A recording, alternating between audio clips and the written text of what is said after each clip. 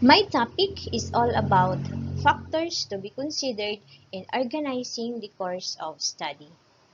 Course of study is an official guide prepared for use by administrators, supervisors, and teachers of a particular school system as an aid in a given subject in preparation for instruction, learning activities, and assessment. At present, course of study is referred to the most essential learning competencies or MELCs.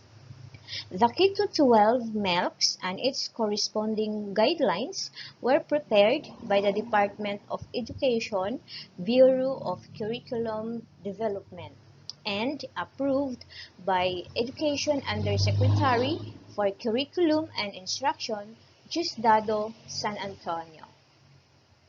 The most essential learning competencies are designed to ensure education continuity, while serving as a guide for teachers to address the instructional needs of the learners and ensuring that the curriculum standards are maintained and achieved. So the factors to be considered in organizing the course of study are the social and individual needs, the learner, relative value, full facilities and resources for the community, or manner in organization. Number one most important factor is the social and individual needs. According to its guidelines, the MELCS is part of the department's response to develop resilient education systems, especially during emergencies, and will enable DepEd to focus instruction on the most essential and indispensable competencies. Since the school is established by a society to serve its needs, the content of the learning program should deal primarily with the nature, background, and needs of the society. The needs of society cannot be fully explained without taking into consideration the needs of the individual that composes it. In the selection and organization of subject matter, therefore, the needs of individual and society should receive proper emphasis. The MELCs must be organized around the changing nature and developmental needs of children and persistent life situations found in the culture. If the community needs a better knowledge of the know-how of certain industries in order to utilize the unused raw materials the community has, then a particular competencies that would meet the need should be organized. Societal needs are considered to be what the people who constitute the population for their lives to be productive and happy in the local context. Example, in our school for TLE, we choose applicable specialization to offer suited in the nature of our students based from the MELCs. So since we are in Navotas, we offered food and fish processing, cookery, bread and pastry, SMAU, carpentry, cosmetology, dressmaking, caregiving, technical drafting, and entrepreneurship.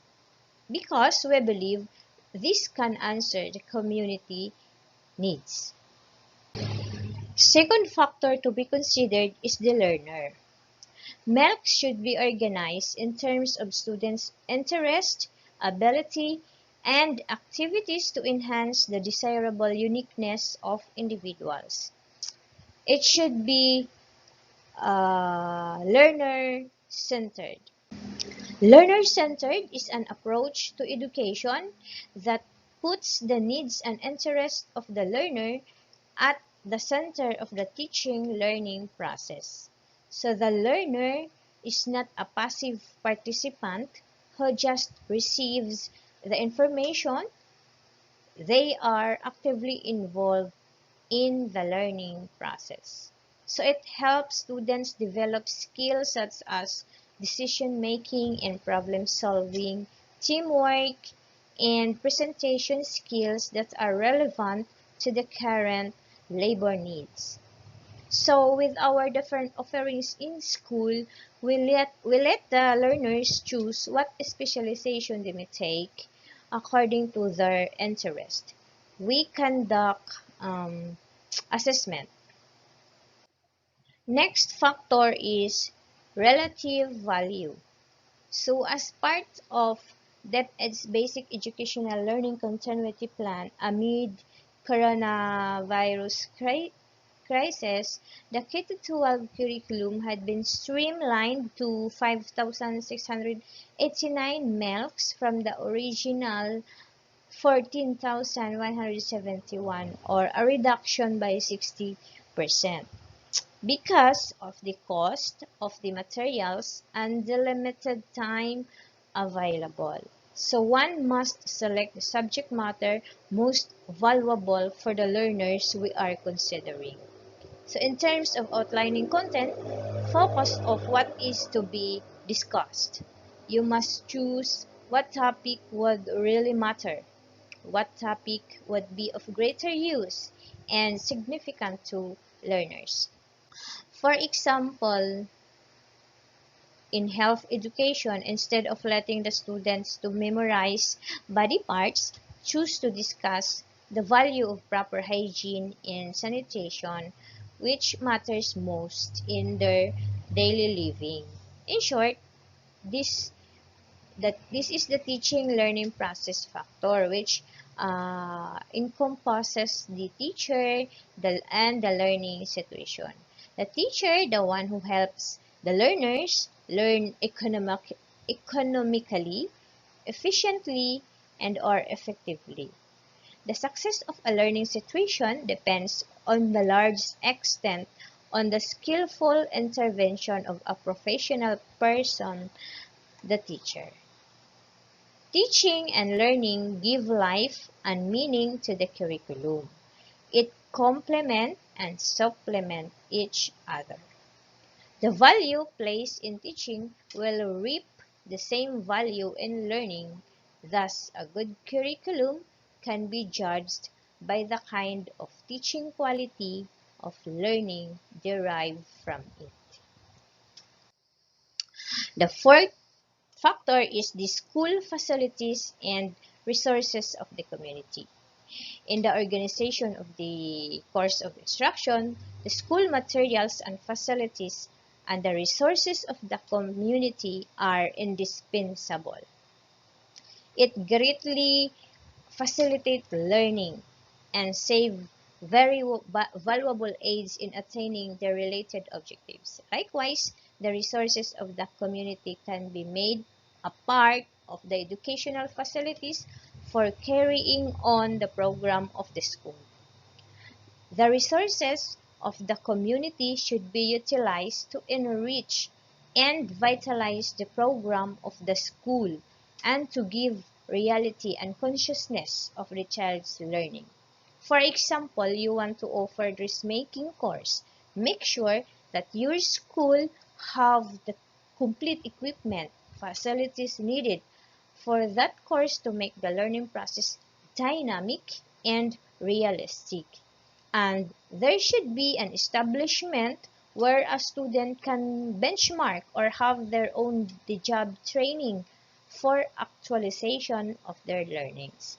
That is why resources of the community is also important. So just want to share during my college days, since I am a TLA major, and TLA major composes of different specialization. Students must be exposed to it. So part of the school program, they have what they call consortium. So wherein they have to let their students go to other campuses to have real experience in a specific specialization. Because in our school, the only focus is about fishery. So to make us have a real exposure experience about agriculture and industrial technology, we have to venture in other campuses for 1 semester. So our school have 3 campuses which are focusing different specialization. So when we move into the other campus, like in agriculture based, their students will also move to other campus to accommodate us and in order to let their students also exposed to other offerings. So nag-iikutan yung 3 campuses. This is a concrete example of utilizing the school facilities and resources of the community. With that, we really learn through first-hand experience. Next factor is the manner of organization. This is all about the organization of the course content. So the K-12 basic education curriculum is standard-based. So the content standards cover a specified scope of topics which sets the essential knowledge and understanding that must be learned. So the performance standards describe the abilities and skills that a learners are expected to demonstrate in relation to the content standards. So these standards are further represented as learning competencies, which are the knowledge, skills, and attitude that students need to demonstrate in every lesson or learning activity. So the MELCs should be woven into a related functioning whole and not as isolated or independent topics or units. So topics or content should be related with each other. It should be arranged that the subtopics does not stand alone, but stand as a part of a bigger concept na gusto natin ma-deliver sa learner. These most essential learning competencies were identified using the criterion endurance and is applicable to real-life situation. So let us take a look at this sample MELCs of beauty care and wellness grade 10. So this is for special program and technical and vocational education. This MELCs is the one we adapted because we are a TechVox school. So as you can see, the content standard in the first quarter was all about temporary hair removal. And the performance standard is to let the learner independently performs temporary hair removal.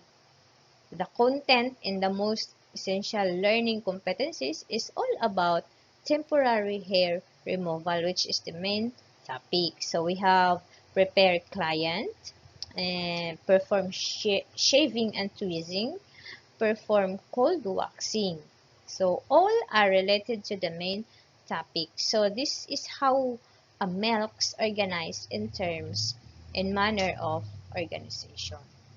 The teacher may unpack the MELCs into more specific learning competencies if needed and if time allows by referring it to the 2016 curriculum guide. So this is an example of the unpack MELCs.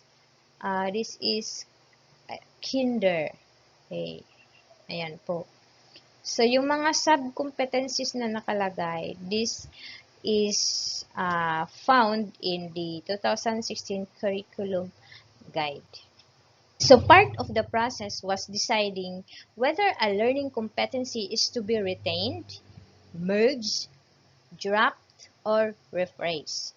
So, as a general rule, a learning competency was retained if it satisfies the endurance criterion, which greatly contributes to lifelong learning and is prerequisite skill to the next grade level.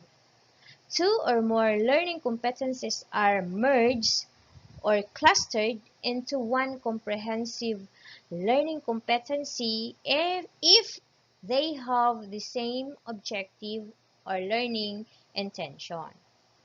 A significant number of learning competencies were removed or dropped if they are too specific and the articulation is similar to that of a learning objective. They are deemed appropriate to be introduced in an earlier quarter or grade level or move to a later quarter or grade level. So they are, and if they are recurring, they are subsumed in another learning competency. We are exposed to this topic during the LDM2 course. I think it was module 2, the unpacking of milks. So the content and the performance standards are directly lifted from curriculum guides. This is to emphasize that the identification of milks is anchored on the prescribed standard and not a departure from a standard-based basic curriculum. Thus, teachers are encouraged to refer the 2016 curriculum guides in unpacking the milks. The Department of Education, through the Office of the Undersecretary for Curriculum and Instruction, shall gather feedback on a regular basis from the internal units and external partners and stakeholders in the implementation of these guidelines in order to further enhance the ongoing review of the K-12 curriculum. Designing such a course of instruction is a challenge and involves providing not only opportunities for students to master content but also opportunities to practice thinking for themselves in the discipline so that they will be prepared to do so after the course is over or after the competency is being taught. So I will end with this quote: helping students find a path to purpose is one of the noblest aspects of teaching. Thank you for listening with great patience. God bless us all.